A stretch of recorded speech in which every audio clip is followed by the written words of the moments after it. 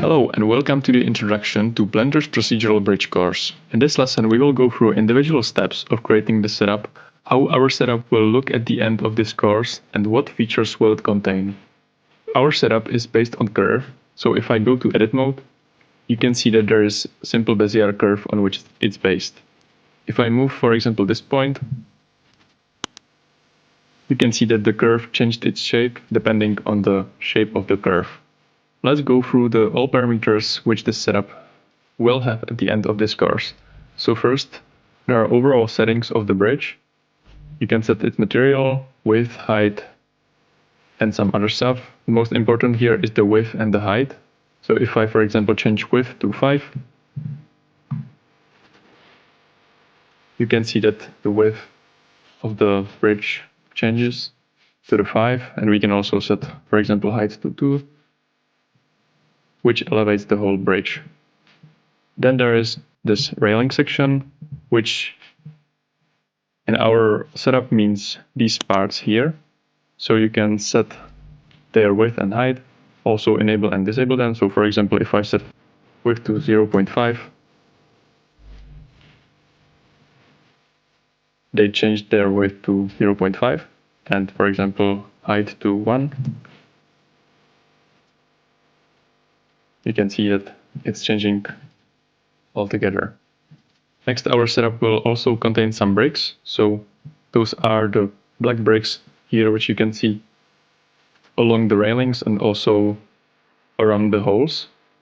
You can set all of these parameters of them. I won't go individually through them right now, but you can set their dimensions, gaps, rounding, and so on. The bridge can also have some holes, so you can enable them or disable them. And you can also pick which object you would like to use for creating holes inside our bridge. Next, there are settings for bricks around the holes, so those are basically the same as the settings for the bricks along the rails. And the last thing which is here are settings for the bricks themselves, so you can set their subdivision, bevel, and some displacement settings here.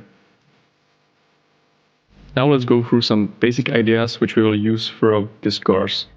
So the basic shape of this bridge is actually created just with simple profile, which is profile with this shape, and then it's swept along the base curve. So that's how we create this basic shape, and then we displace it a little bit so we get this nice rounded shape which is elevated in the middle. The next thing which is here are the holes inside the bridge. Those are just basically 5 cylinders, in this case 5 cylinders distributed along the base curve and then subtracted from the bridge mesh. And the last part here are the bricks, which will have separate lessons for them, and we will basically create a procedural way to generate these bricks along any curve you give to them, and then we will just give the setup these curves along the railings and also curves around the holes, and that will generate these nice bricks on our bridge.